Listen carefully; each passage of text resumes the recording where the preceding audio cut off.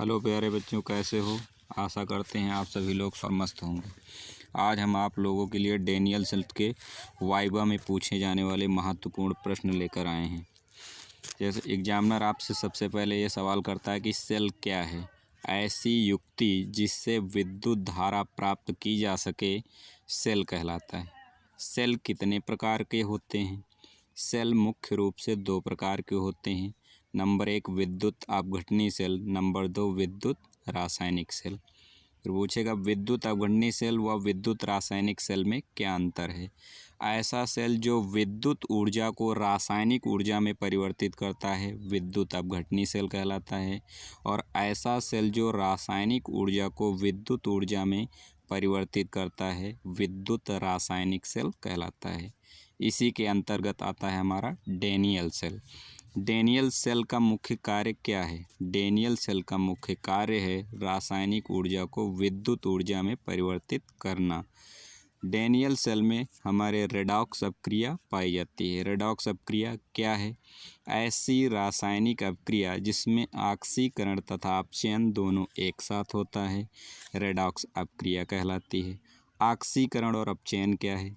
वह परमाणु जो इलेक्ट्रॉन का त्याग करता है ऑक्सीकरण उसका हो जाता है, और जो परमाणु इलेक्ट्रॉन ग्रहण करता है उसका अपचयन हो जाता है। अर्थात इलेक्ट्रॉन का त्याग करना ऑक्सीकरण तथा इलेक्ट्रॉन ग्रहण करना अपचयन कहलाता है।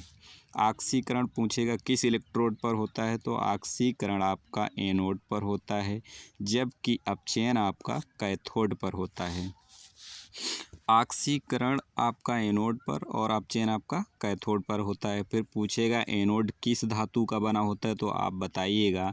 एनोड उस धातु का बना होता है जो अत्यधिक क्रियाशील धातु होती है। जैसे हमारा डेनियल सेल को हम जिंक कापर सेल भी कहते हैं, क्योंकि इसमें दो धातुओं का प्रयोग हुआ, जिंक और कापर। इन दोनों धातुओं में जिंक जो है कापर की अपेक्षा अत्यधिक क्रियाशील होती है, इसलिए एनोड जिंक धातु का बना होता है। कापर कम क्रियाशील धातु होती है, इसलिए ये कैथोड का कार्य करती है। लवण सेतु के कार्य पूछेगा आपसे। लवण सेतु का मुख्य कार्य ये है कि यह पहला तो परिपथ को पूर्ण करने का कार्य करता है, दूसरा सेल की विद्युत उदासीनता को बनाए रखता है, जिससे सेल सुचारू रूप से कार्य करता रहता है। इस सेल में कैथोड तथा एनोड कैसे ध्रुव होते हैं पूछेगा। इस सेल में कैथोड जो होता है वो धनावेशित होता है, जबकि एनोड जो होता है ऋणावेशित होता है, क्योंकि इस सेल में RRCP कॉन्सेप्ट तथा लोन कॉन्सेप्ट कार्य करता है।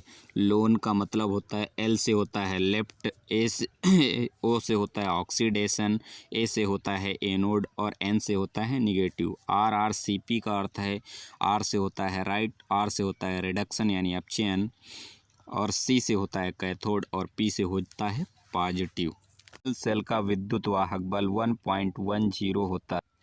ऐसे ही महत्वपूर्ण जानकारी के लिए चैनल को लाइक, सब्सक्राइब और शेयर करना न भूलें। जय हिंद, जय भारत।